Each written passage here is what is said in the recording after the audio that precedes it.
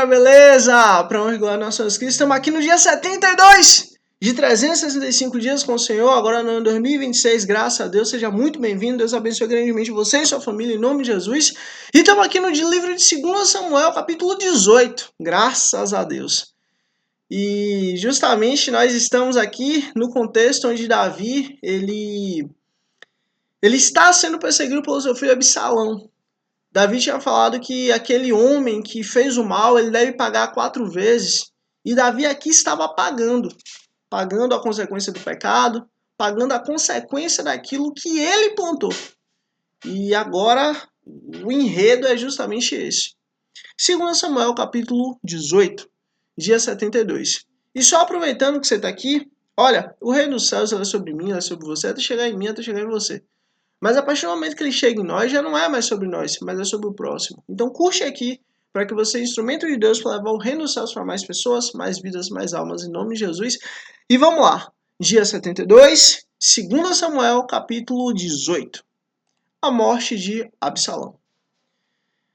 Davi passou em revista o exército e nomeou comandantes de batalhões de 1000 e de 100. Depois dividiu o exército em 3 companhias. Uma sob o comando de Joabe, outra sob o comando de Abisai, irmão de Joabe, filho de Zeruia, e outra sob o comando de Itai e o Giteu. Disse então o rei ao exército: Eu também marcharei com vocês. Mas os homens disseram: Não faça isso.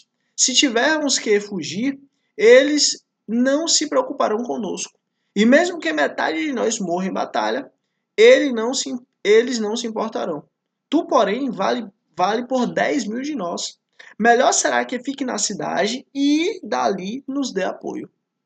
O rei respondeu: Farei o que acharem melhor. E o rei ficou junto à porta, enquanto os soldados marchavam, saindo em unidade de 100 e de 1000. O rei ordenou a Joabe, a Abisai e a Itai: Por amor a mim, tratem bem o jovem Absalão. E todo o exército ouviu quando o rei deu essa ordem sobre Abisai a cada um dos seus comandantes. O exército saiu no campo para enfrentar Israel, e a batalha aconteceu na floresta de Efraim, onde o exército de Israel foi derrotado pelos soldados de Davi. E aí você vê, olha, imagina o exército das 12 tribos de Israel serem derrotados justamente pelo exército de Davi. É exatamente isso. Porque Deus estava com Davi. Deus não estava com Absalão, mas Deus estava com Davi. Houve grande matança naquele dia, elevando-se o número de mortos a 20.000. A batalha espalhou-se por toda a região, e naquele dia a floresta matou mais do que a espada. Durante a batalha, Absalão, montado em sua mula, encontrou-se com os soldados de Davi. Passando a mula debaixo dos galhos de uma grande árvore, Absalão ficou preso nos galhos pela cabeça. Ficou pendurado entre o céu e a terra, e a mula prosseguiu. Ou seja, Absalão passa na frente dos soldados ali de Davi, e aí ele ficou preso, né, na árvore. Ficou lá preso, pendurado. Um homem o viu e informou a Joabe: Acabei de ver Absalão pendurado na grande árvore. Lembra de Joabe? Então, mensageiro, que tinha sido mensageiro de Davi, para poder levar aquela mensagem sobre Urias. Um homem viu e informou a Joabe. Você ouviu? Perguntou Joabe ao homem. E por que não o matou ali mesmo? Eu teria dado a você 10 peças de prata e um cinturão de guerreiro. Mas o homem respondeu: Mesmo que fossem pesadas e colocadas em minhas mãos 1000 peças de prata, eu não levantaria a mão contra o filho do rei. Ouvimos o rei ordenar a ti, a Abisai e a Itai: Protejam por amor a mim o jovem Absalão. Por outro lado, se eu tivesse atentado traiçoeiramente contra a vida dele, o rei ficaria sabendo, pois não pode se esconder nada dele, e tu mesmo ficaria contra mim. E Joabe disse: Não vou perder mais tempo com você. Então pegou 3 dardos e com eles traspassou o coração de Absalão, quando ele ainda estava vivo na árvore. E 10 dos escudeiros de Joabe cercaram Absalão e acabaram de matá-lo. A seguir, Joabe tocou a trombeta para que o exército parasse de perseguir Israel. e assim deteve o exército. Retiraram o corpo de Absalão, jogaram-no num grande fosso na floresta e fizeram um grande monte de pedras sobre ele. Enquanto isso, todos os israelitas fugiam para casa. Quando em vida, Absalão tinha levantado um monumento para si, mesmo no vale do rei, dizendo: não tenho nenhum filho para preservar minha memória. Por isso deu à coluna o seu próprio nome. Chama-se ainda hoje Monumento de Absalão. E aí você vê, né? Absalão, né? Em honra a si mesmo, que coisa terrível. Absalão, em honra a si mesmo, foi lá e construiu um monumento para ele. E agora ele ganhou um monte de pedra. Um monte de pedra jogaram sobre ele. A tristeza de Davi. Então Aimás, filho de Zadok, disse: deixe-me correr e levar ao rei a notícia de que o Senhor lhe fez justiça, livrando-o de seus inimigos. Não é você quem deve levar a notícia hoje, disse Joabe. Deixe isso para outra ocasião. Hoje não, porque o filho do rei morreu. Então Joabe ordenou a um etíope: vá dizer ao rei o que você viu. O etíope inclinou-se diante de Joabe e saiu correndo para levar a notícia. Todavia Aimás, filho de Zadok, disse de novo a Joabe: não importa o que aconteça, deixe-me ir com o etíope. Joabe, porém, respondeu: por que está querendo tanto ir, meu filho? Você não receberá nenhuma recompensa pela notícia. Mas ele insistiu: não importa o que aconteça, quero ir. E aí você vê, olha, tenha muito cuidado com as coisas que você quer. Às vezes o seu desejo é um desejo mau. Você está levando a informação, a notícia, você está levando ali o conhecimento de uma coisa negativa. Ah, positiva porque o inimigo de Davi foi derrubado. Mas é filho de Davi. É filho. Nasceu de Davi, veio de Davi. Então, assim, toma muito cuidado com o que você deseja, sabe? Disse então Joabe: pois vá. E Aimás correu pelo caminho da planície e passou à frente do etíope. Davi estava sentado entre a porta interna e a externa da cidade. E quando a sentinela subiu ao terraço que havia sobre a porta, junto à muralha, viu um homem que vinha correndo sozinho. A sentinela gritou a visão do rei. O rei disse: se ele está sozinho, deve trazer boa notícia. E o homem foi aproximando. Então a sentinela viu outro homem que vinha correndo e gritou ao porteiro: vem outro homem correndo sozinho. Esse também deve estar trazendo boas notícias, exclamou o rei. A sentinela disse: está me parecendo que pelo jeito de correr, que o da frente é Aimás, filho de Zadok, é um bom homem, disse o rei. Ele traz boas notícias. Então Aimás aproximou do rei e o saudou. Prostrou-se, rosto em terra, diante do rei e disse: bendito seja o Senhor, o teu Deus. Ele entregou os homens que se rebelaram contra o rei, meu senhor. O rei perguntou: o jovem Absalão está bem? E aí você vê, Davi foi logo direto: o jovem Absalão está bem? Direto, papum. Aimás respondeu: vi que houve grande confusão quando Joabe, o servo do rei, ia enviar teu servo, mas não sei o que aconteceu. O rei disse: fique ali ao lado esperando. Aimás ficou esperando. E aí você vê, ele foi levar a notícia e ele próprio nem sabia o que tinha acontecido. Ele só foi levar a notícia, mas nem tinha entendimento da notícia toda. Não tinha nem entendimento do fato todo, do fato completo. O rei disse: fique ali ao lado esperando, e Aimás ficou esperando. Então o etíope chegou e disse: ó rei, meu senhor, ouve a boa notícia. Hoje o Senhor te livrou de todos os que se levantaram contra ti. O rei perguntou ao etíope: o jovem Absalão está bem? O etíope respondeu: que os inimigos do rei, meu senhor, e todos que se levantam para te fazer mal, acabe como aquele jovem. Ou seja, acabou. Então o rei abalado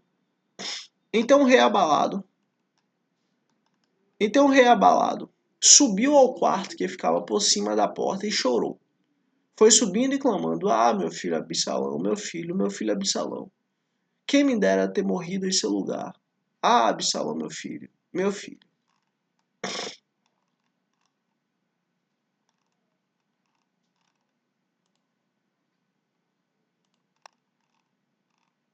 Segundo Samuel, capítulo 19.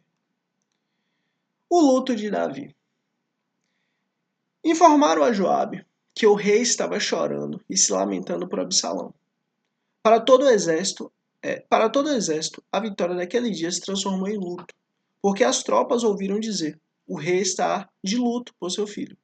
Naquele dia o exército ficou em silêncio na cidade, como faz os que fogem humilhados da batalha.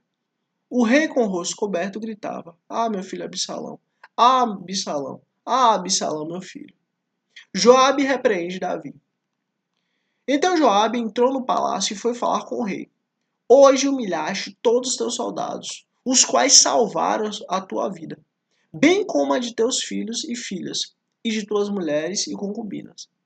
Amas o que te odeiam, e odeias os que te amam. Hoje deixaste claro que os comandantes e os seus soldados nada significam para ti. Veja que ficaria satisfeito se hoje Absalão estivesse vivo e todos nós mortos. Agora, vai e encoraje os teus soldados. Juro pelo Senhor que, se não fores, nenhum só deles permanecerá contigo esta noite.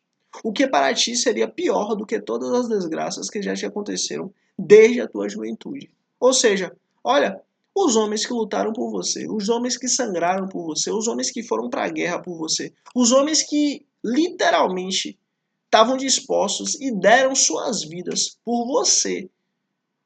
Agora você está desprezando eles. Por quê? Porque você não está ligando para eles mais. Você não está mais tendo cuidado com eles. Para você está parecendo que seria melhor que Absalão estivesse vivo e todos eles mortos. Os homens que lutaram por você. Olha, mude isso aí. Mude isso aí, porque senão você vai perder todos eles. Então o rei levantou-se e sentou-se junto à porta da cidade. Quando o exército soube que o rei estava sentado junto à porta, todos os soldados juntaram-se a ele. Davi retorna para Jerusalém. Enquanto isso, os israelitas fugiram para casa. E em todas as tribos de Israel o povo discutia, dizendo: Davi nos livrou das mãos dos nossos inimigos. Foi ele que nos libertou dos filisteus. Mas agora fugiu do país por causa de Absalão. E Absalão, a quem tínhamos ungido o rei, morreu em combate. E por que não falar em trazer o rei de volta? E aí você vê, né?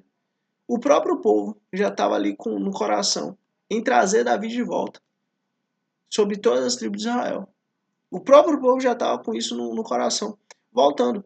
Quem firma o governo, quem firma o rei, quem firma a soberania, não é o homem, não vem do homem. Isso não é coisa do homem, é Deus.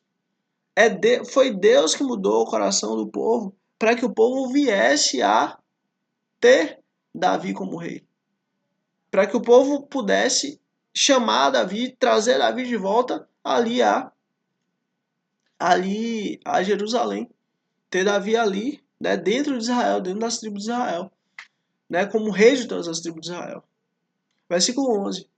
Quando chegou aos ouvidos do rei o que todo Israel estava comentando, Davi mandou a seguinte mensagem aos sacerdotes Zadok e Abiatar. Pergunta às autoridades de Judá: por que vocês seriam os últimos a conduzir o rei de volta ao seu palácio? Vocês são meus irmãos, sangue do meu sangue. Por que seriam os últimos a ajudar no meu retorno? E diga a Amasa: você é sangue do meu sangue. Que Deus me castigue com todo rigor se de agora em diante você não for o comandante do exército em lugar de Joabe. Tá vendo? Olha, agora que Davi voltou como rei de Israel, de todo Israel. Davi está já articulando todo o governo, tirando, né, alguns, colocando outros, para poder manter ali do jeito que tem que ser, né? Manter ali a estrutura de uma forma positiva. As palavras de Davi conquistaram a lealdade unânime de todos os homens de Judá. E eles mandaram dizer ao rei que voltasse com todos os seus servos. E aí você vê, né? Os homens de Judá falaram: olha, volta, volta, volta. Volta, Davi, volta nosso rei. Então o rei voltou e chegou ao Jordão. E os homens de Judá foram a Gilgal, ao encontro do rei, para ajudá-lo a atravessar o Jordão. Simei, filho de Gera, benjamita de Baurim, foi depressa com os homens de Judá, para encontrar-se com o rei Davi. Com ele estavam outros 1000 benjamitas e também Ziba, supervisor da casa de Saul, com seus 15 filhos e 20 servos. Eles entraram no Jordão antes do rei e atravessaram o rio a fim de ajudar a família real na travessia e fazer o que o rei desejasse. Simei, filho de Gera, atravessou o Jordão, prostrou-se perante o rei e lhe disse que o meu senhor não leve em conta o meu crime e que não te lembres do mal que o teu servo cometeu no dia em que o rei, o meu senhor, saiu de Jerusalém. Vocês lembram quem foi Simei? O que é que ele estava fazendo? Quando Davi estava saindo ali de Jerusalém. Simei estava jogando pedra e dizendo um monte de coisa feia para Davi. Inclusive os soldados de Davi queriam até matar ele. E aí Davi falou, não, mate ele não. Ele talvez Deus tenha misericórdia de mim. Que o rei não pense mais nisso. Eu, teu servo, reconheço que pequei. Por isso de toda a tribo de José. Fui o primeiro a vir ao encontro do rei, meu senhor. Então Abisai, filho de Zeruia, disse, Simei amaldiçoou o ungido do Senhor. Ele deve ser morto. Você lembra disso? Então, o contexto é esse aqui. Agora Simei viu que Davi voltou como rei. Opa, foi lá pedir perdão. Davi respondeu, que é que você tem com isso, filho de Zeruia? Acaso se tornaram agora meus adversários? Deve alguém ser morto hoje em Israel? Ou não tenho hoje a garantia de que voltei a reinar sobre Israel? E o rei prometeu a Simei sob juramento, você não será morto. Olha, você não será morto enquanto eu viver. Porque assim, depois, lá na frente, se Deus quiser, nós vamos ver o que é que Davi falou para Salomão a respeito de Simei. Mefibosete, neto de Saul, lembra de Mefibosete? Que ele era, no caso, o senhor de... Cadê? Ele acabou de falar. Opa. E cadê? A gente acabou de ler o nome dele aqui. Benjamita. Ziba. Ele era o senhor de Ziba. Mefibosete era o senhor de Ziba. Neto de Saul. Também foi ao encontro do rei. Ele não havia lavado os pés, nem aparado a barba, nem lavado as roupas, desde o dia que o rei partira até o dia em que voltou em segurança. Quando chegou a Jerusalém e encontrou-se com o rei, este lhe perguntou, por que você não foi comigo, Mefibosete? Ele respondeu, ó rei, meu senhor, eu, teu servo, sendo aleijado, mandei selar o meu jumento para montá-lo e acompanhar o rei. Mas o meu servo me enganou. Ele falou mal de mim ao rei, meu senhor. Tu és como um anjo de Deus. Faz o que achares melhor. Todos os descendentes do meu avô nada mereciam, do meu senhor e rei, senão a morte. Entretanto, deste a teu servo um lugar entre os que comiam a tua mesa. Que direito tenho eu, pois, de te pedir qualquer outro favor? Disse então o rei, e aí você vê, Mefibosete foi lá e disse que Ziba enganou ele. O que é que aconteceu? A gente não sabe. O que é que aconteceu? Será que Ziba enganou Mefibosete? Ou será que de fato Mefibosete queria, né, de volta, aliás, restabelecer suas coisas? A gente não sabe. Fato é, versículo 29. Disse então o rei, você já disse o suficiente. Minha decisão é que você e Ziba dividam a propriedade. Acabou. Você e Ziba vão dividir. Você era senhor de Ziba, agora vocês vão dividir tudo. Pronto, acabou. Mas Mefibosete disse ao rei, deixe que ele fique com tudo, agora que o rei, meu senhor, chegou em segurança ao seu lado. Barzilai de Gileade também saiu de Rogelim, acompanhando o rei até o Jordão, para despedir-se dele. Barzilai era bastante idoso, tinha 80 anos. Foi ele que sustentou o rei durante a sua permanência em Manaim, pois era muito rico. O rei disse a Barzilai: venha comigo para Jerusalém e eu cuidarei de você. E aí você vê, por todo o tempo, em todo momento, Deus sempre levantou pessoas para cuidar de Davi. Deus sempre levantou pessoas para cuidar, para proteger, para dar alimento, para dar abrigo, para dar proteção, para dar paz, para dar um pedaço de teto. Deus sempre levantou pessoas para cuidar de Davi. E o mesmo eu digo para você, olha, eu não sei qual a situação você passa, não sei o que é que você passa na sua vida, eu não sei, mas eu digo uma coisa, Deus sempre vai levantar pessoas para te cuidar, para te guardar, para te proteger. Deus sempre vai levantar pessoas para poder estar do seu lado, para poder te ajudar. Confia no Senhor. E deixando uma coisa muito clara, essas pessoas são instrumentos de Deus. Mas toda a honra, toda a glória, todo louvor, toda a gratidão tem que ser dada a Deus. Barzilai, porém, respondeu: quantos anos de vida ainda me restam para que eu vá com o rei e viva com ele em Jerusalém? Já fiz 80 anos. Como eu poderia distinguir entre o que é bom e o que é mal? Teu servo mal pode sentir o gosto daquilo que come e bebe. Nem consigo apreciar a voz de homens e mulheres cantando. Eu seria mais um peso, eu seria mais um peso para o rei, meu senhor. Teu servo acompanhará o rei um pouco mais, atravessando o Jordão. Mas não há motivo algum, mas não há motivo para a recompensa dessa. Permite que o teu servo volte, e que eu possa morrer na minha cidade, perto do túmulo de meu pai e de minha mãe. Mas aqui está o meu servo, Quimã, que ele vá com o meu senhor e rei. Fazes com ele o que achares melhor. E aí você vê, né? Barzilai, ele tinha um coração sensível. Ó, eu vou só atrapalhar. Eu não vou ajudar em nada. Eu vou ser um peso pro rei. Mas ó, tá aqui meu servo Kimã.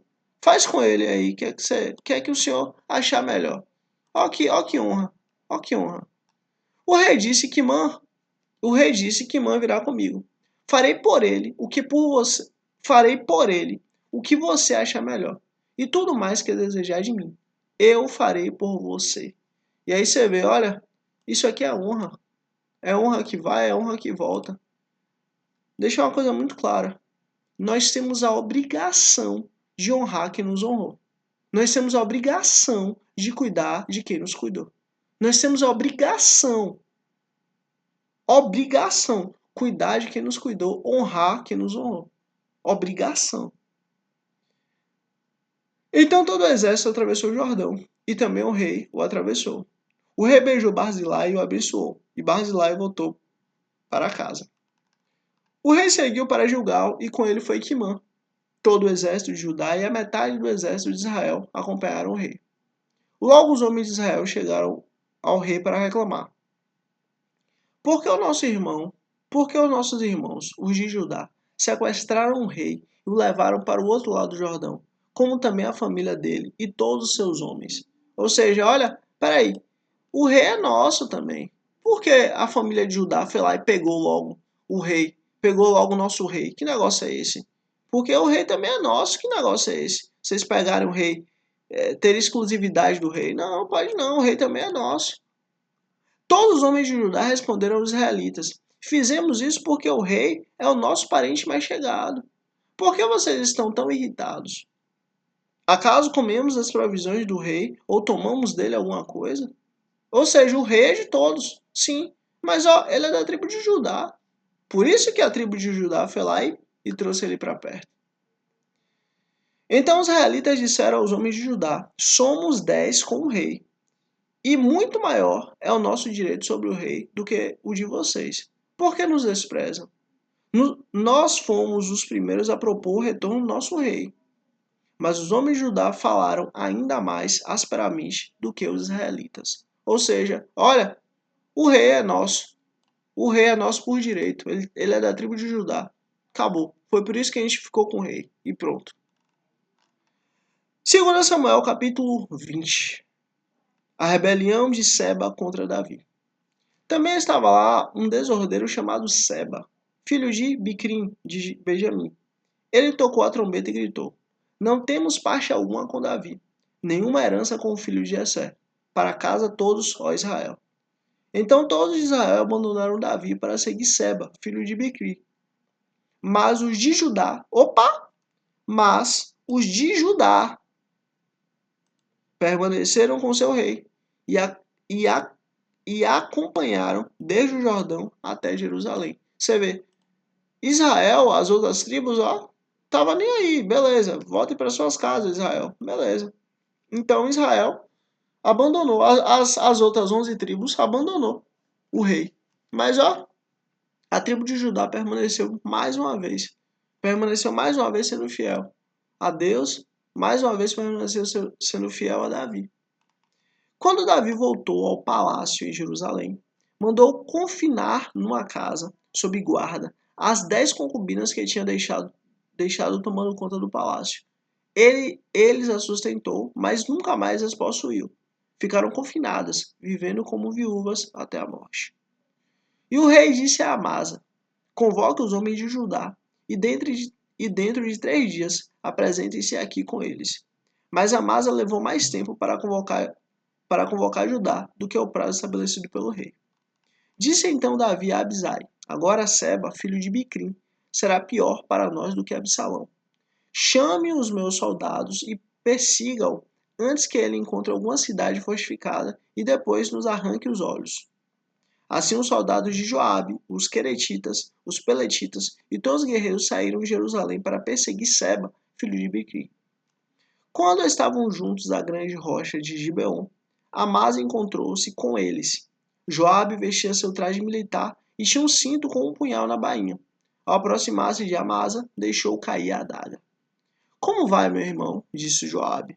Pegou na Amasa pela barba com a mão direita para beijá-lo, e Amasa, não percebendo o punhal na mão esquerda de Joabe, foi por ele golpeado no estômago.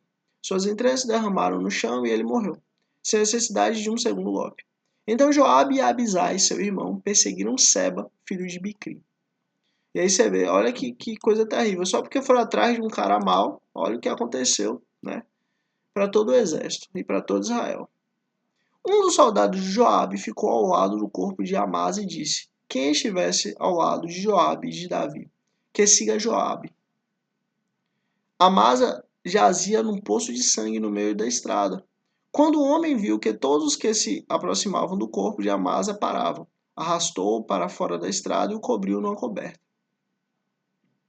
Depois que o corpo de Amasa foi retirado da estrada, todos os homens seguiram com Joabe em perseguição a Seba, filho de Bicrim.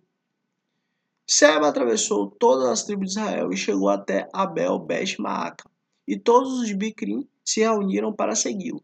O exército de Joabe veio, cercou Seba e Abel-Bet-Maaca e construiu contra a cidade uma rampa que chegou até a muralha externa.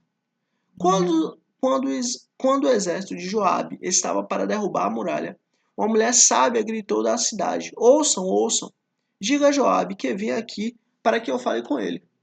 Quando ele se aproximou, a mulher perguntou: tu és Joabe? Ele respondeu: sim. Ela disse: ouve o que tua serva tem para dizer-te. Estou ouvindo, disse ele. E ela prosseguiu: olha a sabedoria dessa mulher. Olha como essa mulher foi extremamente usada por Deus. Para quê? Para justamente preservar a vida de uma cidade, preservar a vida de um povo, preservar a vida de pessoas. Antigamente se dizia: peça conselhos na cidade de Abel. E isso resolvia a questão. Nós somos pacíficos e fiéis em Israel. Tu procuras destruir uma cidade que é mãe em Israel. Por que queres arruinar a herança do Senhor? Respondeu Joabe: longe de mim uma coisa dessa. Longe de mim arruinar e destruir essa cidade. Não é esse o problema. Mas o homem chamado Seba, filho de Bicrim, dos montes de Efraim, rebelou-se contra o rei Davi. Entregaram-me esse homem. Entregue-me esse homem e iremos embora. Olha a resposta dela. A mulher disse a Joabe: a cabeça dele te será jogada do alto da muralha. Acabou. Pode ficar tranquilo.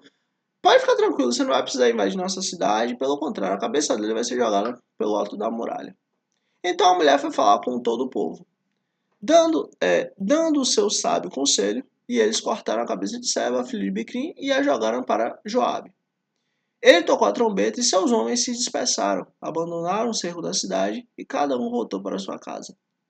E Joabe voltou ao rei em Jerusalém. Joabe comandava todo o exército de Israel. Benaia, filho de Joiada, comandava os queretitas e os peletitas. Adonirão era chefe do trabalho forçado. Josafá, filho de Ailude, era arquivista real. Seva era secretário. Zadok e Abiatar eram sacerdotes. E Ira de Jair era sacerdote de Davi. 2 Samuel, capítulo 21. Os gibeonitas são vingados. Durante o reinado de Davi, houve uma grande fome. Houve uma fome que durou 3 anos. Davi consultou o Senhor, que lhe disse: a fome veio por causa de Saul e da sua família sanguinária, por terem matado os gibeonitas. O rei então mandou chamar os gibeonitas e falou com eles. Os gibeonitas não eram de origem israelita, mas remanescentes dos amorreus.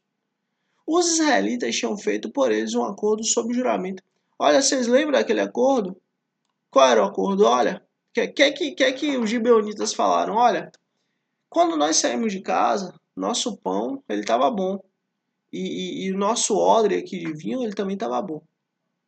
Mas, quando nós chegamos aqui, já ficou tudo velho. Já ficou tudo, acabado. Ou seja, nós viemos de um lugar muito longe. Então faz um acordo com a gente para que vocês, Israel, não destruam a gente. Então, só relembrando, quem eram os gibeonitas. Os israelitas tinham feito um acordo com eles sob juramento. Mas Saul, em seu zelo por Israel e Judá, havia tentado exterminá-los. Misericórdia. Davi perguntou aos gibeonitas: o que eu posso fazer com vocês? Como posso reparar o que foi feito, para que obedeçam à herança do Senhor? Os gibeonitas responderam: não exigimos de Saul ou de sua família prata ou ouro, nem queremos matar ninguém em Israel. Davi perguntou: o que querem que eu faça por vocês? E eles responderam: quanto ao homem que quase nos exterminou e que pretendia destruir-nos, para que não tivéssemos lugar em Israel, que 7 descendentes dele sejam executados perante o Senhor, em Gibeá de Saul, no monte do Senhor. Eu os entregarei a vocês, disse o rei. O rei poupou Mefibosete, filho de Jonatas e neto de Saul, por causa do juramento feito perante o Senhor entre Davi e Jonatas, filho de Saul. E aí você vê de novo, mais uma vez, Davi vai lá e poupa Mefibosete. Pela honra que ele tinha a Jonatas, pela honra que ele tinha ao filho do antigo rei, ao filho de Saul. Mas o rei mandou buscar Armone e Mefibosete, os 2 filhos de Rispa, filho de Aiá, tinha dado a Saul. Com eles também os 5 filhos de Merabe, filha de Saul, tinha dado a Adriel, filho de Barzilai, de Melá.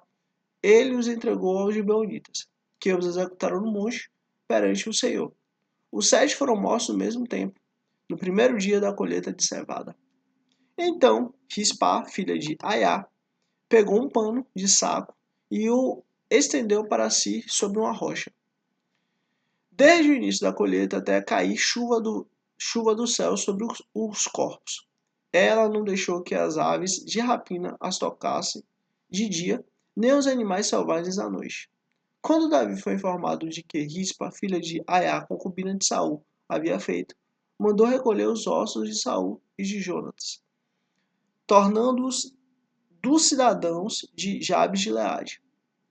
Eles haviam roubado os ossos da praça de Bet-Sean, onde os filisteus os tinham pendurado, no dia em que mataram Saul do monte de Gilboa. Davi trouxe de lá os ossos de Saul e de seu filho Jonatas, recolhidos dentre os ossos dos que haviam sido executados.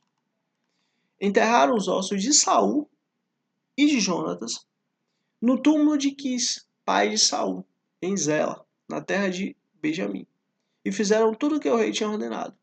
Depois disso, Deus respondeu às orações em favor da terra de Israel. E aí você vê, só depois que essa parte aqui de Saul tinha sido resolvida, foi que Deus veio a trazer a paz sobre Israel de novo, trazer a prosperidade sobre Israel de novo, reafirmar a aliança com Israel de novo, né? Porque tinha ainda isso para ser resolvido, né? tinha isso ainda para ser arrumado. A guerra contra os filisteus. Houve ainda outra batalha entre os filisteus e Israel. Davi e seus soldados foram lutar contra os filisteus. Davi se cansou muito. E Isbenob, descendente de Rafa, descendente de Rafa, lembra dos descendentes de Rafa? Dos gigantes? Então, ainda tinha. Isbenob, descendente de Rafa, descendente de um dos caídos, descendente de um dos Néfilis, prometeu matar Davi. A ponta de bronze da lança de Isbenob passava 3,6 kg. Nossa, era um gigante absurdo. Ele devia ter mais de 3 metros, esse Isbenob. E além disso, ele estava armado com a espada nova. Mas Abisai, filho de Zeruia, foi em socorro de Davi e matou o filisteu. Então os soldados de Davi lhe juraram, dizendo: nunca mais sairá conosco a guerra, para que não apagues a lâmpada de Israel. E aí você vê, todos viam e entendiam que a bênção de Deus estava sobre Davi. Então que de maneira nenhuma Davi fosse atingido. Por quê? Porque a bênção de Deus estava sobre Davi. Porque a bênção de Deus é assim, ó, ela chega sobre alguém e todo mundo que está ao redor, que está embaixo, recebe a bênção também. É o caso. A bênção de Deus estava sobre Davi. Então, para que a bênção de Deus continuasse fluindo, digamos assim, todo mundo está protegendo Davi. Versículo 18. Houve depois outra batalha contra os filisteus em Gob. Naquela ocasião, Sibecai de Uzate matou Saf, um dos descendentes de Rafa. Olha aqui de novo, falando de descendente de gigante, falando de filho de gigante aqui. Um dos descendentes de Rafa. De novo aqui, descendente de gigante.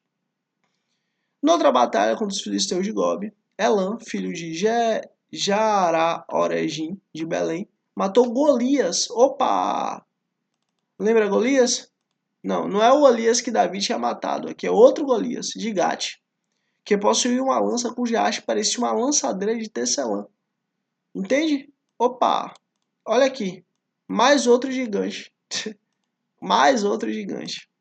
Noutra batalha em Gate, havia um homem de grande estatura e que tinha 6 dedos em cada mão. Isso aqui é muito importante, porque realmente mostra que ele não era um homem normal. Era uma junção entre um espírito, né, entre uma entidade espiritual, como a palavra de Deus ensina, que a palavra de Deus chama de demônio, e as filhas dos homens.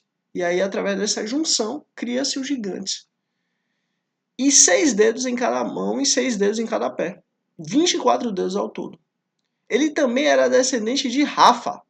Ele também era descendente de Rafa. Ou seja, era descendente de gigante. Era um dos filhos do gigante. Era filho de gigante. Esse rapaz aí, esse homem aí. E desafiou Israel. Mas Jonatas, filho de Simei, irmão de Davi, o matou. Esses 4 eram descendentes de Rafa. E aí você vê, o texto é muito claro. Esses 4 eram descendentes de Rafa. Esses 4 eram descendentes de gigante, em Gate. E foram mortos por Davi e seus soldados. E aí você vê, Deus estava usando Davi ali para fazer a limpa desses gigantes. Acabar com esse negócio. Acabar com esses gigantes aí sobre a terra. Acabar com essa junção. Acabar com esse povo que era violentamente mau, lutava contra o Senhor e ensinava todas as artes das trevas aos homens. E esse foi o nosso dia 72 para honra e glória do nosso Senhor Jesus Cristo. Primeiramente agradeço a Deus em nome de Jesus, depois a você. Deus abençoe grandemente você e sua família em nome de Cristo Jesus. Se inscreve aqui para amanhã, dia 73, você receber a notificação. Estarmos juntos aqui mais uma vez no dia 73, amanhã, em nome de Jesus. Curte aqui, porque assim, o reino dos céus é sobre mim, é sobre você, até chegar em mim, até chegar em você. Mas a partir do momento que ele chega em nós, já não é mais sobre nós, mas é sobre o próximo. Então curte aqui para que você seja instrumento de Deus para levar o reino de Deus para mais vidas, mais pessoas, mais almas, em nome de Cristo Jesus. E comenta qualquer coisa aqui embaixo. Qualquer coisa. 1, 2, 3, 4, 5, 6, 7, 8, 9, A, B, C, D, E. Qualquer coisa aqui. Porque isso também ajuda, né? Ajuda a levar o reino dos céus para mais vidas, mais pessoas, mais almas. E é isso. Até amanhã, dia 73, em nome de Cristo Jesus. Deus abençoe grandemente você e sua família, em nome de Cristo Jesus. Até amanhã, dia 73, em nome de Jesus. Amém.